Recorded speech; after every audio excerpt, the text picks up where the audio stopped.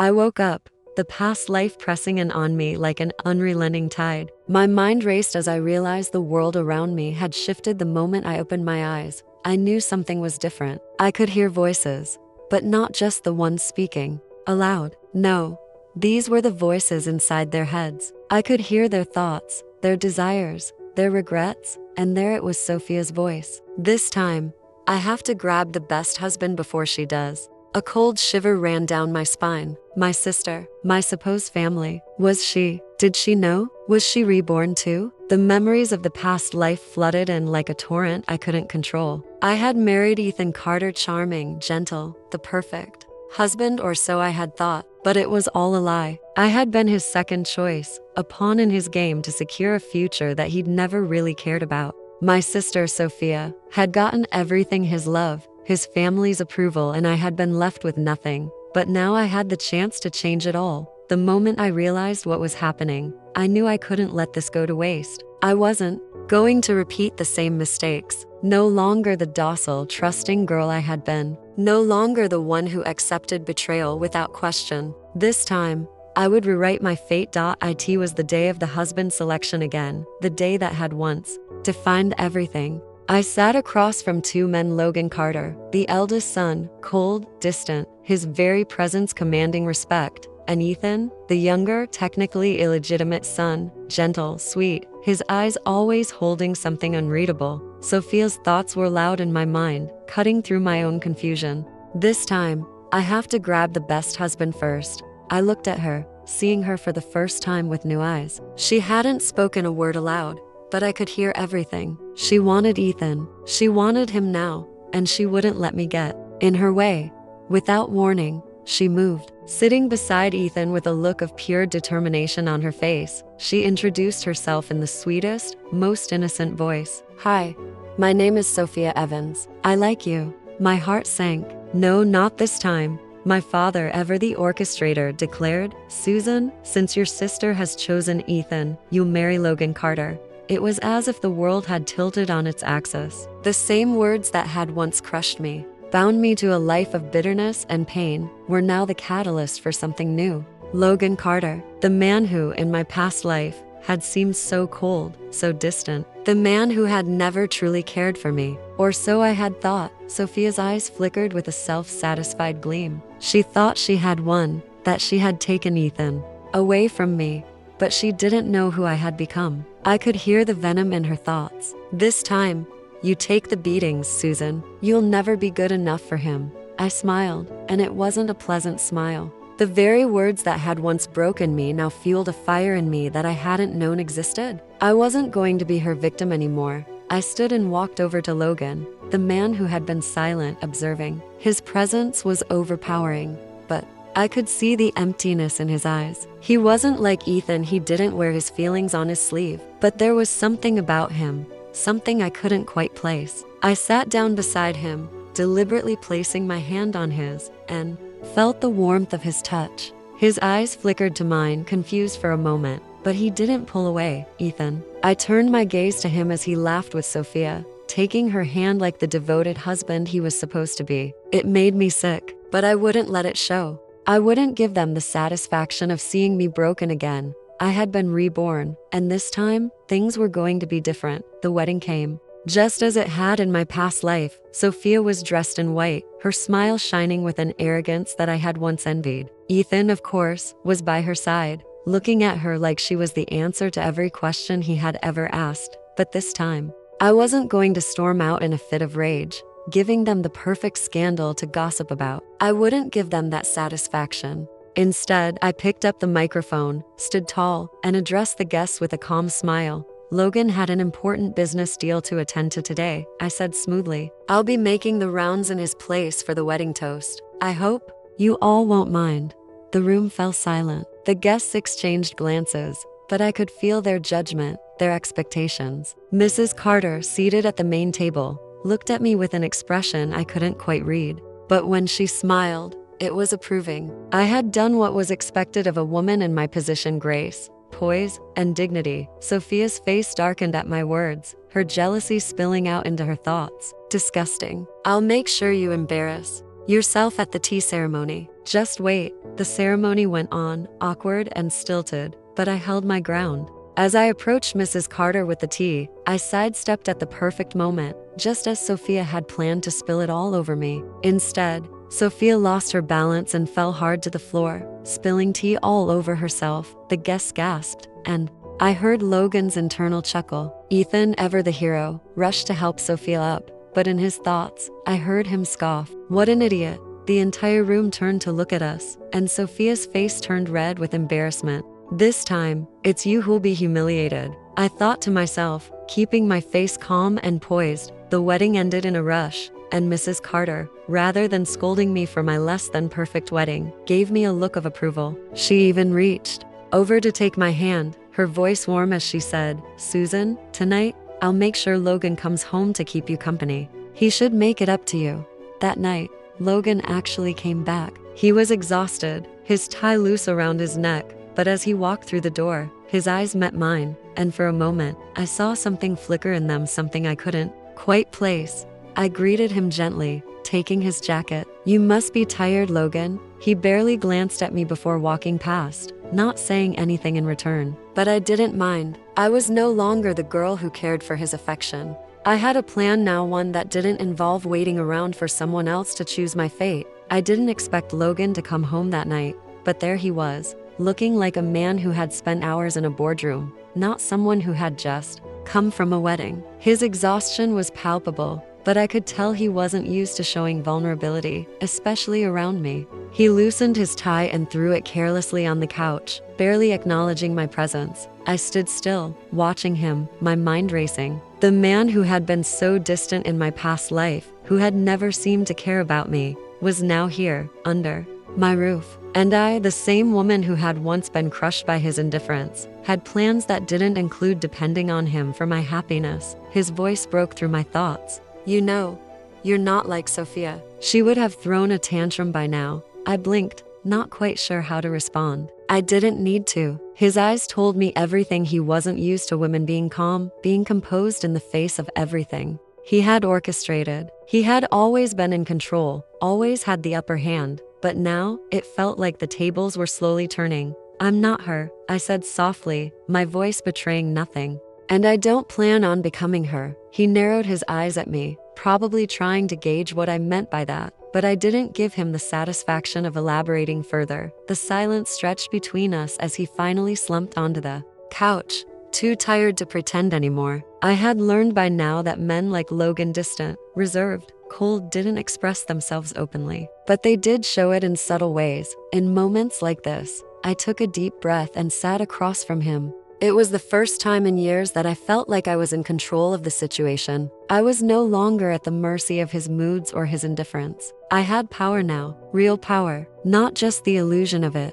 "I need to talk to you," I said, my voice firm. He looked at me, his face expressionless but his eyes flickering with curiosity. "About what?" "You," I said, not missing a beat. "And me, this marriage." Logan didn't flinch, didn't even blink. He simply nodded, a sharp, calculated move. "Go on."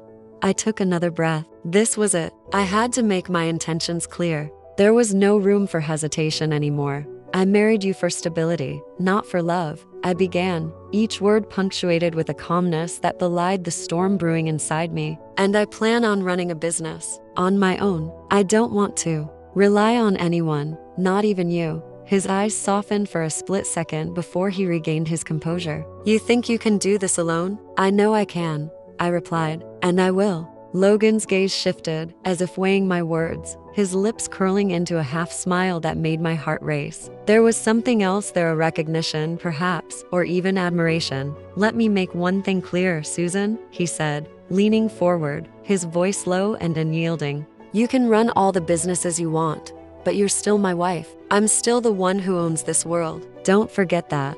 I swallowed, the tension in the room thickening. He was right. He did hold power, but this time, I wasn't afraid of it. "I'm not trying to forget it, Logan. I'm trying to live my life the way I want, on my own terms. And you're not going to stop me." He studied me for a long moment before nodding. "I won't stop you. But remember, Susan, you're mine. And no matter how far you go, you won't ever really escape that." I didn't flinch at his words. I was done running, but I wasn't done fighting. Later that night, as I lay on the couch, my mind wouldn't stop racing. Sophia and Ethan. Their betrayal had been the catalyst for my transformation. I wasn't the same woman anymore, the one who had let them walk all over me. I had found my power and now I would use it. But there was something unsettling about Logan. I had always seen him as cold, distant, unreachable. But tonight, he had been different. His words lingered in my mind. "You're mine." What did that mean? Was he trying to control me? Or was he acknowledging the truth that we were bound by something greater than our marriage? I didn't know the answer, but I wasn't going to let him dictate my life. Not anymore. The next day, I threw myself into work. The Carter family business, the one I had married into, was full of potential, but it had always been Logan's world, not mine. This time, I would carve out my own space. I would rise above them all. Mrs. Carter had told me to join Logan at the office, to learn the ropes. But she had no idea what I was planning. She had no idea what I was capable of. I had done my research, studied the market, and now it was time to take control. As I walked into the office, I could feel Logan's presence, his eyes following me. But this time, I wasn't nervous. I had a purpose. I started taking meetings, talking to potential clients, negotiating deals. I felt a power within me that I hadn't known existed. Every decision, every move I made was a step closer to independence. Logan watched me from a distance, his gaze unreadable. I couldn't help but wonder, was he proud? Or was he threatened? Either way, it didn't matter. I wasn't going to let him control me. But then, something unexpected happened. Logan began to take an interest in my work, in my ideas. He started giving me more responsibility, allowing me to run my own projects. I wasn't sure what his game was, but I knew I couldn't trust him completely. And then there was Sophia. I could feel her presence lurking behind every corner, waiting for an opportunity to strike. Her jealousy, her desire to control, it was all there, like an open wound. But I wasn't afraid of her, not anymore.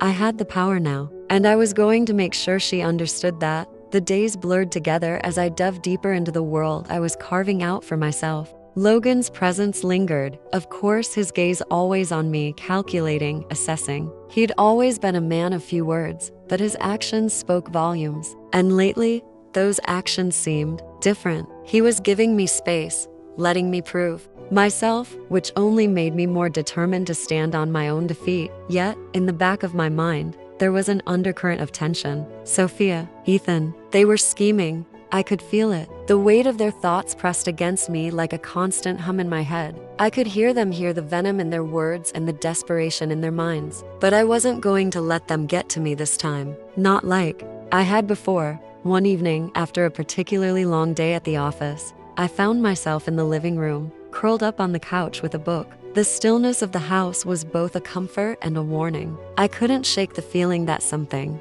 was coming, something that would change everything. The doorbell rang, and my heart skipped a beat. I wasn't expecting anyone. I stood up slowly, my instincts alert. When I opened the door, there they were, Ethan and Sophia. They were standing in front of me, their expressions a mixture of anger and defiance. "Susan," Sophia sneered, her voice dripping with malice. "I thought you might want to hear our little proposal." I didn't respond immediately, keeping my expression neutral. Inside, however, my pulse quickened. I could hear their thoughts. Their twisted little plan was starting to take shape in their minds. Ethan's voice broke through the tension. "You think you've won, don't you? You think you've played us, but you're wrong." I glanced between the two of them, my stomach twisting with a sickening sense of déjà vu. This was it. This was the moment I had been waiting for. They were coming for me, and I had to be ready. "Actually," I said, my voice calm but sharp, "I know exactly what you're planning. You'll fail, just like you always do." Sophia stepped forward, her eyes flashing with rage. "I'll make sure you pay for this, Susan. I'll ruin you, just like last time." I raised an eyebrow. "You think you can? You're already buried in your own lies." Ethan's thoughts shifted from rage to frustration. "She thinks she's so clever, but she doesn't know what I'm capable of. She doesn't know that I'll do whatever it takes to get rid of her." The audacity of him, the depth of his arrogance, it disgusted me. But I wasn't going to let him see that. Instead, I smiled. "You'll need more than lies to defeat me." Ethan, you think I'm weak because I've kept my distance, but I'm stronger than you could ever imagine. Their plan had been simple, really. They thought they could outsmart me, manipulate me into a corner where I would break. But what they didn't know was that I had already outgrown the woman I had once been. I had been reborn, yes, but I had also grown stronger. And this time, I wouldn't fall for their tricks. Sophia's eyes narrowed, her mind racing with jealousy. I hate you, Susan. You always get everything. Don't you? I'm done with being second place. I will destroy you. It wasn't just the thought of winning that fueled her, it was her desperate need to prove that she could have everything, even if it meant tearing me down in the process. But I wasn't going to give her that satisfaction. I took a step forward, the weight of the moment heavy in the air. You think you can destroy me? You're already doing that to yourself. You've lost. You've always lost. And you will keep losing as long as you keep chasing after the wrong things. Sophia flinched at my words, but Ethan was different. His thoughts were colder now, calculating. He was weighing his options, trying to figure out how to manipulate the situation to his advantage. I don't need to play games with you anymore, I said, my voice steady. The game is over. Ethan's gaze hardened, and I could feel the shift in the air. This wasn't just a confrontation anymore. This was the beginning of the end for them. Sophia opened her mouth, but before she could say anything, Logan appeared at the door, his presence like a wall of ice. I could feel his aura, his power, even without him speaking. He didn't need to. He was the one who had put them in their place. Sophia, Ethan. Logan's voice was cold, his words deliberate. You're not welcome here. The shock in their eyes was palpable. They weren't expecting Logan to show up, to take control like this. But I wasn't surprised. I had known Logan wasn't the man they thought he was. There was more to him than his stoic, cold exterior. He had always been sharp, calculated. And now, he was using that to his advantage. You regret this, Ethan muttered, his voice thick with rage. But there was a hint of doubt in his eyes now. I had won, not just over him, but over Sophia as well. Logan's expression didn't change, but his eyes were unwavering. I don't think so. You're done here. With a flick of his hand, the guards stepped forward, their presence intimidating. They moved to escort Ethan and Sophia out, but not before I heard Sophia's thoughts one last time. I'll make you pay for this, Susan. You think you've won, but you've just sealed your own fate. I wasn't worried. I had already seen this story play out before. This time, I wouldn't be the one who paid the price. I wasn't going to let them control my life anymore. As they were escorted out, Logan turned to me, his gaze softening. You're safe now. I nodded, but I didn't feel safe. Not yet. Not while they were still out there, lurking in the shadows, plotting their next move. But I didn't need to worry. Not anymore. I had something they didn't. Control, power, and I wasn't going to let it slip away. The days after the confrontation with Sophia and Ethan felt like a heavy weight lifting from my chest. The tension that had been building for so long between the scheming, the manipulation, the constant betrayal finally felt like it was starting to crack.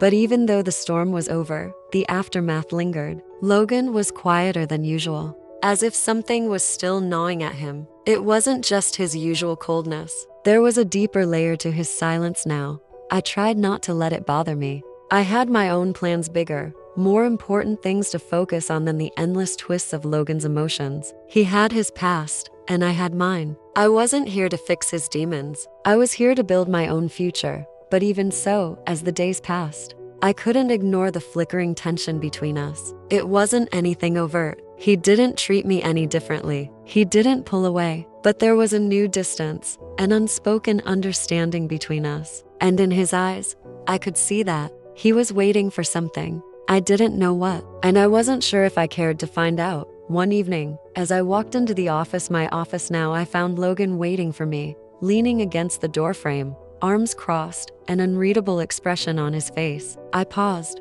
my heart skipping a beat. For the briefest moment, I wondered if I was in trouble, but the thought passed as quickly as it had come. I wasn't the same woman I had been. You look different, he said, his voice low, almost like he was testing the waters. I raised an eyebrow, wondering if this was his subtle way of acknowledging how much had changed between us. In what way? More confident, he said, the corners of his lips curling into a half smile. I shrugged, my mind running through the countless hours I'd spent in the office, working tirelessly to get to this point. I'm just doing what needs to be done. His gaze didn't leave mine, and for a moment, I could see the spark of something in his eyes. Something more than just casual interest. But he quickly masked it, his expression falling back into its usual coolness. I'm impressed, Susan. You've really turned this place around. I nodded, not needing his approval. His praise felt empty now, no matter how much I had craved it before. I had done this on my own, built something that was mine, independent of anyone,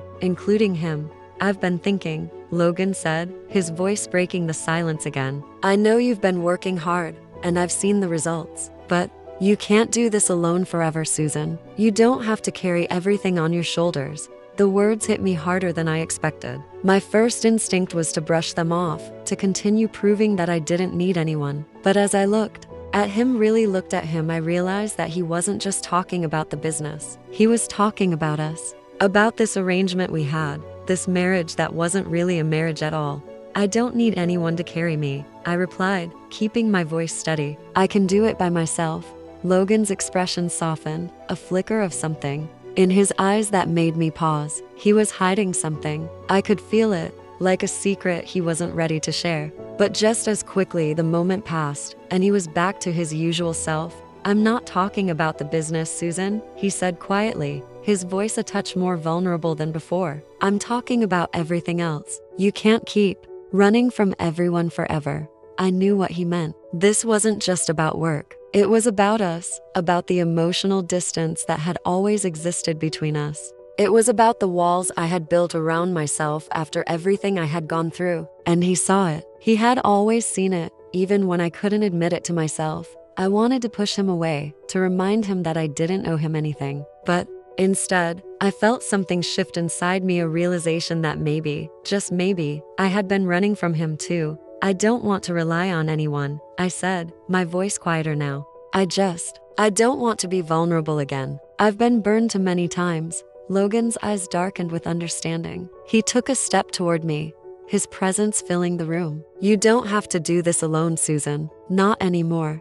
I couldn't breathe for a second. There it was, the invitation, the chance to step into something more than just a partnership, to let someone else in. But I wasn't sure I was ready for that. Was I ever ready for love? Before I could respond, the door opened, and one of the staff members stepped in, breaking the moment. Logan stepped back, his usual mask of indifference sliding back into place. I'll take care of it, I said, dismissing the staff member, my mind still racing with everything Logan had just said. As the door clicked shut behind him, Logan turned to me once more, his voice steady but tinged with something I couldn't quite place. Remember, Susan, I'm here, whether you want me to be or not. It felt like a challenge I wasn't sure I was ready to accept. The rest of the evening passed in a blur of meetings and work, but in the back of my mind, Logan's words kept echoing. He had always been there for me, whether I realized it or not. But did I want to let him in? Could I? And then, of course, there was Sophia.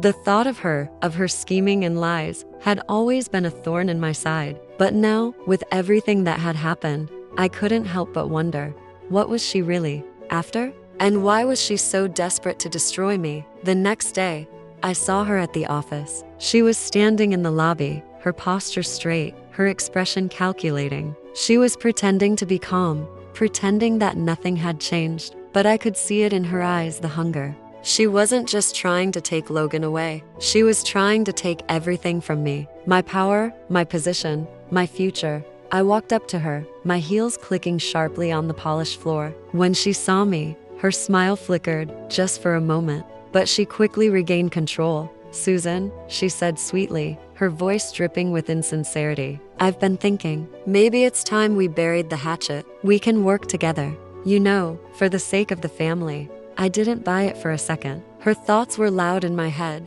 taunting and mocking me. This won't last. I will get everything you have, and more. I smiled, letting her believe she had the upper hand. For now, I don't need your help, Sophia, I said softly, my gaze unwavering. I've already won. Her eyes narrowed, and for the first time, I saw a flicker of fear behind her arrogance. Not yet. You haven't won yet. I could feel the weight of her words, but I didn't let them sway me. I had come this far, and I wasn't about to let her take it all away from me now. Sophia was going to be my greatest challenge. But for the first time, I didn't feel afraid. I felt ready. The weeks passed in a haze of work and tense interactions. Logan was distant, but not in the way I had expected. He wasn't cold anymore, at least not toward me. His silence was filled with something else, something almost patient, as if he was waiting for me to decide something. The more time I spent with him, the more I realized how complicated this situation had become. He had been a part of my past, but now he was something more, something I hadn't fully understood. But Sophia was still the threat hanging over us. Every encounter with her only deepened my resolve to outmaneuver her. The way she looked at me like I was a rival to be destroyed was becoming unbearable. She was waiting for the perfect moment to strike. I could feel it in her thoughts, sharp as knives. And Ethan, the man I had once loved, the man who had broken me, he was still lurking in the background, his obsession with me, now palpable. It was almost laughable. He still thought he could control me, manipulate me, bend me to his will. But not this time. This time, I was in control, and I had no intention of letting him or anyone else take that away from me. Logan had made his position clear. He wasn't just my husband. He was my ally, even if it wasn't love that bound us. He was the man who had helped me build my future, and I would repay him in kind. But somewhere, deep inside, I couldn't help but wonder, was there something more? Was there a chance that we could truly become something beyond the arrangement? I shook the thought away. Now wasn't the time to think about feelings, about attachment. I had a life to build, and that was all that mattered. One evening, as I was leaving the office, I caught sight of Sophia standing by the door, a smug expression on her face. She didn't even try to hide her contempt, still pretending to be something you're not, Susan. I could hear her thoughts clearly now, and the venom in them only fueled my determination to rise higher. She didn't say anything as I approached, but I could see the jealousy in her eyes. It was all so transparent, so petty. She was trying to get under my skin, but I refused to let her. I'm not interested in playing your games anymore, Sophia, I said, my voice low but firm. You've already lost. Her lips curled into a bitter smile. You think you're untouchable, don't you? Just wait, you'll see. I didn't respond. I didn't have to. I had heard all I needed to hear. Sophia was about to make a mistake, one that would cost her everything. The next day, I walked into the office to find Logan waiting for me in his usual spot. But there was something different in the air, something unspoken. I could feel it, the tension between us. He was waiting for me to say something, to make a move, but I didn't know what to do. Susan, he said, his voice steady, but with an underlying intensity. I've been thinking. I raised an eyebrow, crossing my arms. About what? About us, he said, his eyes never leaving mine. About this partnership we've built. We've both worked hard to get here, but there's something I need to know. I couldn't breathe for a second. What was he going to say? My heart hammered in my chest, my mind racing. Do you trust me? He asked, his voice calm but charged with a weight I hadn't expected. It was a simple question, but it felt like a test, and I wasn't sure how to answer. Did I trust him? In my past life, I had trusted him with everything, and look where it had gotten me. But that was the past. This was different. I had changed. I had to trust him, or all of this new life I was building would fall apart. I took a deep breath. Yes, I said quietly, I trust you. His expression softened, just for a moment, before it returned to its usual guarded look. Good, he said, his voice low. Because we're going to need each other if we're going to survive what's coming. I didn't ask what he meant. I didn't need to. I could hear Sophia's thoughts loud and clear, and I knew that she was planning something. The clock was ticking, and I could feel the pressure mounting. Later that day, I received a call. The moment I saw the number on the screen, my stomach twisted. It was from the Carter family. Mrs. Carter wanted to see me. My first instinct was to decline, but I knew better. I had to go. I had to face her. When I arrived at the Carter estate, the atmosphere was thick with tension. Mrs. Carter was waiting for me in her office, her expression unreadable. I sat across from her, trying to keep my composure. You've done well, Susan, she said, her voice cold but approving. But there's more at stake here than you realize. I didn't respond. I was done playing games with her. I wasn't here to prove myself anymore. I was here to take control, Mrs. Carter's eyes flicked to the door, and I followed her gaze to see Logan standing there, his arms crossed, watching us. His presence filled the room like a storm cloud, and I could feel the weight of his gaze on me. "You're the future of this family," Mrs. Carter said, her voice hardening. "And you're going to need to be more than just a wife. You need to prove that you're capable of running the business. You're the only one who can." I didn't flinch. I was already doing that. I had already proven myself, but I knew what she was really saying. She was testing me, and I was ready. "I'm ready," I said firmly. "I've been ready." Mrs. Carter studied me for a moment, as if deciding whether to challenge me, but she didn't. She just nodded and turned to Logan. "She's ready, but we'll see if she's truly up to the task." I didn't know what she meant by that, but I didn't care. I had already won this battle. Now, I just had to keep my eyes on the bigger picture. As I left the estate, I could feel Logan's eyes on me, following my every move. It wasn't a look of approval. It wasn't even a look of curiosity. It was something else entirely, a look that made my heart race with both fear and excitement. For the first time in my life, I felt like I was truly in control. But with that control came a price, and I wasn't sure if I was ready to pay it. Sophia, Ethan, they were still out there, waiting for their chance to strike. But this time, I wouldn't back down. I had a plan. I had the power, and I wasn't going to let anyone take it from me. The days were slipping by faster than I expected, and each one felt like a countdown. Every decision I made, every step I took, was a building block in the new life I was determined to create. But as much as I focused on the business, my thoughts kept circling back to Logan. There was something between us now, something that wasn't just about the deal or our shared goals. It was deeper, more complicated than that. But I couldn't afford to think about it too much. Not yet. Not while Sophia was out there plotting. Not while Ethan was lurking in the background, his obsession with me still alive, burning quietly but fiercely. I had learned to listen to the thoughts of those around me, and right now, their plans weren't just clear, they were terrifying. Sophia had underestimated me, and now she was making the same mistake twice. She thought she could come in, act sweet, and win Logan's favor. But she didn't understand. I had the advantage. I could hear her every move, every twisted thought. She was so consumed with jealousy, with revenge, that she didn't realize her plans were already doomed.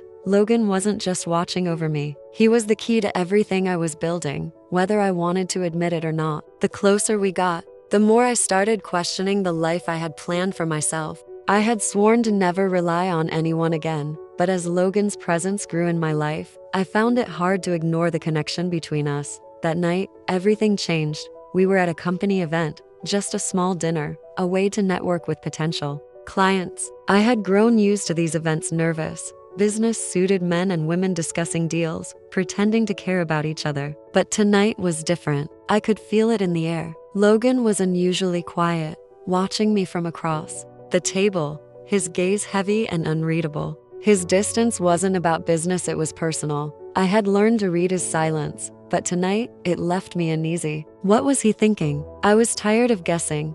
I excused myself from the table, needing to clear my head. The soft hum of conversation faded as I stepped outside into the cool night air, leaning against the balcony, trying to calm the storm brewing in my chest. I had so much on my mind, plans to make, deals to finalize, enemies to eliminate. But tonight, I couldn't shake the feeling that something was wrong. And then I heard his voice. "You've been avoiding me," Logan said, his voice low, barely audible over the noise inside. I didn't turn to face him, but I could feel him, standing behind me, close enough to feel his warmth, yet far enough to remain distant. "I haven't been avoiding you," I replied, my words coming out sharper than I intended.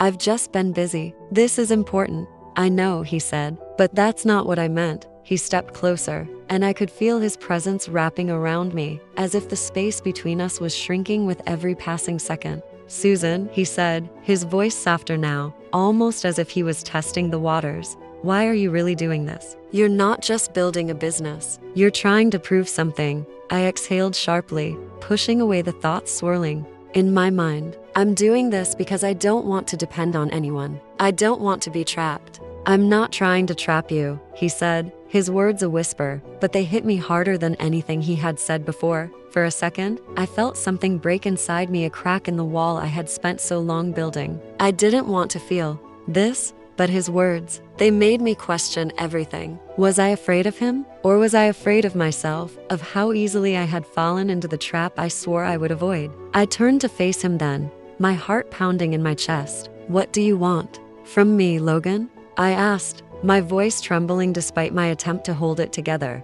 I don't want anything from you, he said, his voice almost a calm. But I don't think you've realized what you're doing to yourself. You're pushing people away, Susan. You're doing it to me too. You're building your empire, but you're doing it alone. I looked at him, my emotions bubbling up like a storm. I can't trust anyone, I said, barely holding back the tears that threatened to spill. Not after everything that's happened, not after what Sophia did, and certainly not after what Ethan did to me. Logan's eyes softened, and for the first time, I saw something in them I hadn't seen before. It wasn't just coldness. It wasn't just distance. There was concern, real concern, buried under layers of indifference. You're not alone anymore, he said quietly. You don't have to be. I wanted to believe him. I wanted to trust that this wasn't just another game, another trap. But I couldn't. I wasn't sure if I could trust anyone, not even him. I'm sorry, I said, my voice barely above a whisper, but I can't do this right now. I need space. Logan didn't press further. He simply nodded, his face unreadable. For a moment, I thought I saw something flicker in his eyes, disappointment, maybe? Or was it something else? But then it was gone, replaced with that cold, controlled mask he always wore. I'll give you the space you need, he said, his voice tight. But remember this, Susan, I'm not going anywhere.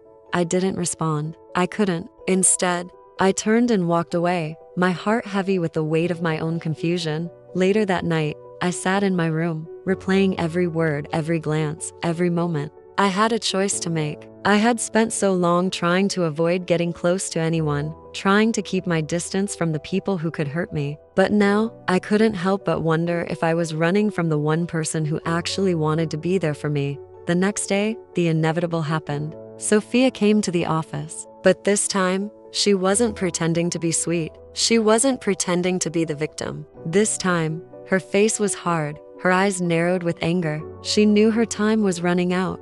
I know what you're doing, she said, her voice laced with venom. You think you can control everything, but you're just like me. You'll never be good enough. You'll never have what it takes. I stared at her, hearing her thoughts loud and clear. You don't deserve this. You don't deserve Logan, the business, or anything. I'll make sure of it. The anger surged in me like a tidal wave. I had had enough of her, enough of her mind games, her lies. She had spent her entire life playing the victim, trying to destroy me. But now, she had made her final mistake. I've already won, I said, my voice icy, cutting through her words like a knife. You don't get to decide what happens to me, Sophia. You never did. Sophia's eyes burned with fury, but I didn't care. I had heard her thoughts, heard her plans, and now I knew exactly how to take her down. This time, she wouldn't win. She would never win again. As I walked away from her, I felt a surge of power. The storm had passed, but the battle wasn't over. It was just beginning, and this time, I would be the one in control. I wouldn't just survive. I would thrive.